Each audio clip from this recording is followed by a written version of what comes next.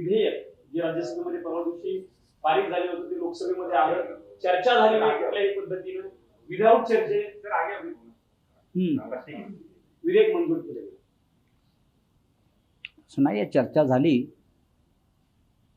Anti paper leak जे विधेयक आहे 2026 त्याच्यावर चर्चा झाली ना राज्यसभेमध्ये. आम्ही सगळ्यांनी मतं मांडलेली आहेत. मल्लिकार्जुन खरगे यांचं मुख्य भाषण झालं, त्यानंतर सर्वच विरोधकांनी आपापली मतं मांडली. पण इतका मोठा गंभीर प्रश्न असताना विद्यार्थ्यांवर लाठीमार झाला, टिअर गॅस नळकांडी फोडली, पॅलेट गन वापरल्या, मुलं जखमी झाली, हजारो विद्यार्थ्यांनी आंदोलन केलं, संसदेवर थडकली. पण एरवी विद्यार्थी आणि परीक्षांवर बोलणारे पंतप्रधान हे संसदेमध्ये उपस्थित नव्हते, गृहमंत्री उपस्थित नव्हते. ज्या खात्याशी संबंधित नाही असे मंत्री उत्तर देत होते. त्याच्यामुळे विरोधकांनी वॉकआउट केला. मला आश्चर्य वाटतंय की वंदे मातरम या विषयावर पंतप्रधानांनी एक विशेष अधिवेशन घेतलं आणि वंदे मातरम संदर्भात जेव्हा विधेयक चर्चेला आलं तेव्हा प्रधानमंत्री संसदेमध्ये उपस्थित नव्हते. मग काय ढोंग तुम्ही लावल्या राष्ट्रभक्तीचं?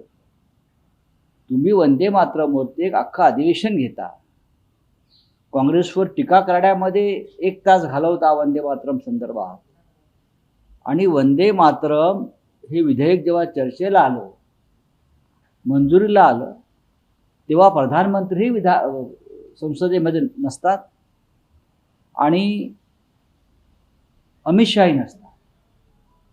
आता अमित शहा या देशाचे गृहमंत्री हे उद्या पुण्यात चाललेले आहेत. का? तर टिळक पुरस्काराचं प्रदान म्हणे त्यांच्या हस्ते होणार आहे. मला आश्चर्य वाटतंय की लोकमान्य टिळक यांच्यासारखा स्वातंत्र्य लढ्यातला कर्ता पुरुष, ज्याने स्वाभिमानानं, अभिमानानं आणि शौर्याने ईस्ट इंडिया कंपनीशी 2 हात केले, तुरुंगवास भोगला, त्यांच्या नावाचा पुरस्कार सध्याच्या ईस्ट इंडिया कंपनीचे व्यवस्थापकीय संचालक अमित शहा यांच्या हस्ते देण्याचा घाट ज्या कोणी घातला असेल त्यांच्या बुद्धीची मला कीव येते. पुणेकरांनी त्यांना विरोध करायचं ठरवलेलं आहे आणि त्या पुणेकरांचं मी अभिनंदन करतो. पुण्यामध्ये अमित शहांच्या विरोधामध्ये आंदोलनाची परवानगी पोलिसांनी नाकारलेली आहे. ही पुन्हा एकदा एक साम्राज्यशाही आहे. देशाच्या गृहमंत्र्याचे हात विद्यार्थ्यांच्या रक्ताने बरबटलेले आहेत, त्यांच्या अंगावर विद्यार्थ्यांच्या रक्ताचे शिंतोडे पडलेले आहेत, अश्रूंचे शिंतोडे पडलेले आहेत. आणि महान जहाल लोकमान्य टिळक यांच्या नावाचा पुरस्कार त्यांच्या हस्ते देण्याचा जो घाट घातलाय, आता त्यांचे कोणीतरी वंशज आहेत म्हणतात, एक जे शिंदे गटामध्ये आहेत, बरं का, टिळकांचे वंशज शिंदे गटात आहेत. त्यांनी म्हणे यात राजकारण आणू नका सांगितलंय. मग अमित शहा कोण आहेत? अमित शहा कोण आहेत? अमित शहा हे काय बाबामटे आहेत का? काय शिवाजीराव पटवर्धन आहेत? कोण आहेत? नैतिकदृष्ट्या हे अधपतन आहे. लोकमान्य टिळकांच्या नावानं हा जो बाजार आहे हा पुणेकर जनता मान्य करणार नाही. जर योग्य व्यक्ती असते गृहमंत्री म्हणून त्या तोलामोलाची, तर नक्कीच आम्ही त्याचं स्वागत केलं असतं. पण जंतर मंतरवर ज्या पद्धतीनं हुकुमशाही विरुद्ध लढणाऱ्या तरुण विद्यार्थ्यांना ठेचून मारण्याचा प्रयत्न झाला, ते आदेश गृहमंत्री अमित शहाचे होते. त्यांच्या हस्ते टिळक पुरस्कार दिला जातो आणि कोणाला दिला जातो, तर जे गृहस्थ हे सगळं घडत असताना गप्प राहिले, काय राष्ट्रीय सुरक्षा सल्लागार डोभाल, त्यांना दिला जातो. ते कसले पुरस्कार? दुर्दैवानं हे विधान मलाच करावंसं लागतं. विरोध होईल पुणेकरांनी. बघा, पुणेकरांच्या भावना आम्ही व्यक्त केल्या. आता म्हणतात तुम्ही कोण पुणेकर? आम्ही टिळक भक्त आहोत. आमच्यासारखे लोक हे टिळक भक्त आहेत. महात्मा गांधी, लोकमान्य टिळक, सरदार वल्लभभाई पटेल या परंपरेला मानणारे आम्ही लोक आहोत. आणि टिळकांचा जहालपणा आम्ही आमच्या लेखणीतून, वाणीतून, लिखाणातून सातत्यानं व्यक्त केलेलं आहे. त्याच्यामुळे टिळकांच्या संदर्भात एक भूमिका व्यक्त करण्याचा अधिकार आमच्यासारख्या लाखो तरुणांना, नेत्यांना आणि कार्यकर्त्यांना आहे. सर, पुण्याचा विषय निघाला म्हणून चंद्रकांत पाटलांनी म्हटलेलं आहे की आंदोलनामध्ये जे दगड वापरले गेले होते त्याच्यावरचे ठसे आधार कार्डशी लिंक होणार आहेत. एक आहे की मी ते वाचलं. चंद्रकांत दादा पाटील हे काय उच्च शिक्षण व तंत्रज्ञान वगैरे मंत्री आहेत आणि त्याच्यामध्ये विज्ञान वगैरे हे विषय येतात. तर चंद्रकांत पाटील यांनी हा जो एक नवीन संशोधन केलेलं आहे की हाताचे दगड जे तिथे आहेत त्या दगडाचे ठसे घेतले जातील आणि त्याच्यानंतर ते आधार कार्डला लिंक केलं जाईल. ह्या त्यांच्या शोधाबद्दल देवेंद्र फडणवीस यांनी नोबेल पुरस्कार समितीला एक शिफारस केली पाहिजे की चंद्रकांत पाटील यांना यावर्षीचं विज्ञान व संशोधन या क्षेत्रातला नोबेल पुरस्कार द्यायला हवा आणि त्यांना एखाद्या जागतिक विज्ञान विद्यापीठाचं कुलगुरू करता येईल का, व्हाईस चान्सलर, याचा शोध घेणं गरजेचं आहे. कारण इतका मोठा शोध आतापर्यंत कोणी लागला नव्हता की दगडावरच्या हातांचे ठसे बरं का घेऊन ते आधार कार्डला लिंक करायचे.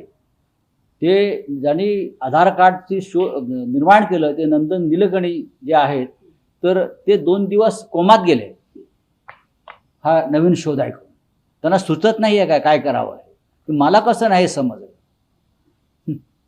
राहुल गांधींच्या विरोधामध्ये सर प्रश्न असा आहे की चंद्रकांत दादा ज्यावेळेस अशा पद्धतीची वक्तव्य करतात, यापूर्वी त्यांनी छातीवरती दगड ठेवून विधान केलं होतं. दादा हे त्यांचा दगडाशी फार संबंध आहे. छातीवर दगड ठेवून, रस्त्यावरचे दगड घेऊन, काय कळत नाही. त्यांच्यासारख्या ज्ञानी महापुरुषाचा दगडाशी फार संबंध आहे. याचा अर्थ असा आहे की त्यांच्या पक्षात सगळे दगडधोंडे जे आलेले आहेत, बिंडोक, त्याचा परिणाम दिसतोय. दादांवरती टीका केली जाते. त्यांच्याच मित्र पक्षाचे म्हणजे रवींद्र धंगेकरांसारखा माणूस दादांना त्यांचे पार्सल परत कोल्हापूर. मला माहित नाही ते, पण मी एवढं सांगितलं त्यांना विज्ञानातला नोबेल पुरस्कार विज्ञान व संशोधन हे देणं गरजेचं आहे. नाही तर देश एका मोठ्या वैज्ञानिकाला मुकेल. राहुल गांधी यांच्या विरोधात अनुराग ठाकूर यांनी हक्कभंग प्रस्तावाची नोटीस दिली राहुल गांधी. आणू द्या ना, अनुराग ठाकूर आणतील किंवा अजून कोणी आणतील. हक्कभंगाचं काय एवढं घेऊन बसला? असे येत असतात हक्कभंग. अभिजित दीपके मातोश्रीवरती आमंत्रित करण्यात आले. नाही मला माहित नाही. बोले. अभिजित दीपकेंच्या भेटी काही शिंदेचे मंत्री घेतात, त्यावरून भाजपच्या मी त्याच्यावरती आता मत व्यक्त करणार नाही. कारण आंदोलन संपलेलं आहे. दीपके त्यांच्या घरी गेलेले आहेत आईवडिलांना भेटण्यासाठी. आणि त्याच्यामध्ये कोणत्याही प्रकारचं राजकारण कोणी करत असेल तर ते करू नये अशी उद्धव ठाकरे साहेबांची भूमिका आहे. तर ईश्वरपूर जी नगरपालिका झाली होती, ते नगराध्यक्ष पदाचा निर्णय रद्द झालेला होता. त्यानंतर जयंत पाटलांनी मुख्यमंत्र्यांची भेट घेतली, एकनाथ शिंदे हो ना. आता त्या निर्णयाला स्थगिती मिळाली. जयंत पाटलांच्या आधीच चर्चा होती जयंत पाटलांच्या भेटीची. या बघा, सगळ्या ही चर्चा तुम्ही केली. जयंत पाटलांनी वारंवार खुलासा केलेला आहे की जे ईश्वरपूरच्या नगराध्यक्षांना बेकायदेशीर पद्धतीनं त्यांची निवडणूक रद्द केली तिकडल्या कलेक्टरनं. ते लोकनियुक्त नगराध्यक्ष होते आणि हजारोंच्या मताने ते निवडून आले होते. या बेकायदा निर्णयाविरुद्ध ते रात्री मुख्यमंत्र्यांना भेटले. त्यावेळेला मग महापालिका आणि नगरपालिकांचं खातं हे मिंधांकडे असल्यामुळे तो विषय मिंधांकडे वर्ग झाला आणि त्यानंतर त्याला स्थगिती मिळाली असेल तर आनंद आहे. त्याच्यामुळे आता जे काही विचार पुढे चालले होते सगळ्यांचे, त्या विचारांनाही स्थगिती मिळाली असेल. बोलिए. हिंदी वो है हिंदी में. हम कर लेंगे. अरे यार क्या सेपरेट सर, मेरा करोगे यार एक मिनट। बेटा। सर मेरा दो सवाल अच्छा ठीक है, अभी हो गया फिर। हाँ हो गया। हाँ अभी देखो ये भी वापस आ जाएंगे मेरे पास। कई बार सर सर मराठी भाइयों को हमेशा सर क्या है ना, रिपीट हो जाएगा ना, क्या बोले हिंदी बोलेंगे फिर अलग से पूछिए। नहीं नहीं एक साथ करो ना, हिंदी में बोलता हूँ ना, उसमें क्या है। पूछिए। बाइक भी करना पड़ेगा ना सर। नहीं नहीं अलग अलग नहीं बात करूंगा। शाह जी को पुरस्कार मिलने जा नहीं रहा नहीं आपका क्या है, आपका क्या हिंदी में है मेरा मुझे यही वाला हिंदी में था। क्या है? राहुल गांधी ने जो शब्दों का इस्तेमाल किया कल, तो जो अनुराग ठाकुर ने जो विषय राहुल गांधी जी ने कौन से शब्दों का इस्तेमाल किया जो अनुराग ठाकुर केंद्रीय मंत्री को बुरा लगा, आपको मालूम है? भारतीय जनता पार्टी की तो अभी एक नया डिक्शनरी देना पड़ेगा, उनको कुछ भी बुरा लगता है, कुछ भी बुरा लगता है। क्या बुरा लगा उनको? राहुल गांधी का भाषण, उनका वक्तव्य मैंने सुना है, मैं हमेशा सुनता हूँ। राहुल गांधी जी कोई भी अनपार्लियामेंट्री शब्द का इस्तेमाल नहीं करते। अगर हम कुछ भी ठीक से बोले, पार्लियामेंट्री शब्दों में कहे, फिर भी भारतीय जनता पार्टी का ये जो है ऊपर वो कम है, उनको समझता नहीं, पढ़ने लिखने में कम है वो लोग। तो अभी नई किताबें, नई डिक्शनरी, नए शब्दकोश उनके लिए बनाने पड़ेंगे और वो काम देना पड़ेगा। आरएसएस के वो बौद्धिक वर्ग चलाते हैं ना, उनको देना पड़ेगा कि नया शब्दकोश बनाइए, पार्लियामेंट्री अनपार्लियामेंट्री। तो अभी अनुराग ठाकुर विशेष अधिकार हनन का प्रस्ताव ला रहे, लाने दो, कोई चिंता नहीं।